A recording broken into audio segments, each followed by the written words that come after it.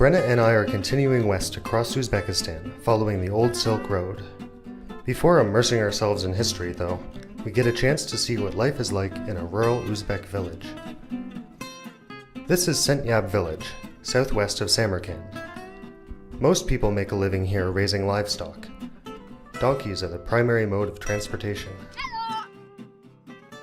A half-hour hike up the mountainside reveals the ruins of an even more remote village. An enterprising villager has resettled here and uses the tumble-down walls of the old houses as pens for goats and chickens. Our host at the homestay lets me take a spin on his donkey. To steer it, I'm told to whack its head with a stick.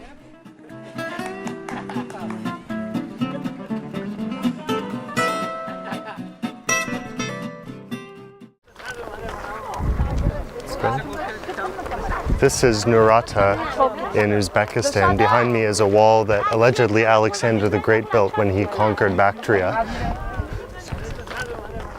My parents were on a tour following the footsteps of Alexander the Great when I was still in the womb. This is my place. This is Alexander's place in Nurata, in a big sandy, collapsed pile of mud that was supposed to be Alexander the Great's fortress. Over the next week, we visit the amazing historical cities of Bukhara and Khiva. In Bukhara, the Silk Road comes alive in beautifully restored madrasas, mosques, and tombs. Ordinary people live and play here too.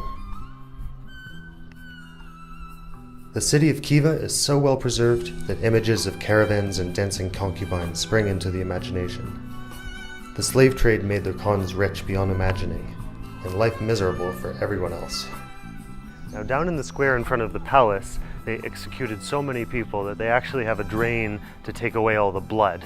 So if you were caught as a prostitute, for instance, the standard punishment was you were put into a sack with 4 cats, and the sack was beaten until the cat scratched you to death. They had lots of creative ways of killing people. Ah, a reporter wants to interview me. He must have gotten wind of my attempt to circumnavigate the globe. No, he just wants some footage of a white guy for the evening news. Before we leave, we do some souvenir shopping for some typical Central Asian trinkets.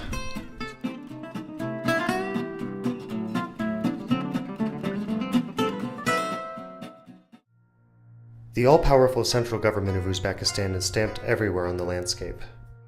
Police checkpoints dot the route, and thousands of identical yellow government-built houses line the highways. The environmental degradation is disheartening. The Amudarya River was once so broad that Alexander the Great armies took a week to cross it. Now you could practically walk. We finish off our trip to Uzbekistan by visiting an ancient fortress in the western desert that predates Islam and Alexander. Much still remains here to be discovered beneath the sands. We spend our final night in a yurt camp, with nothing around for miles, but open desert.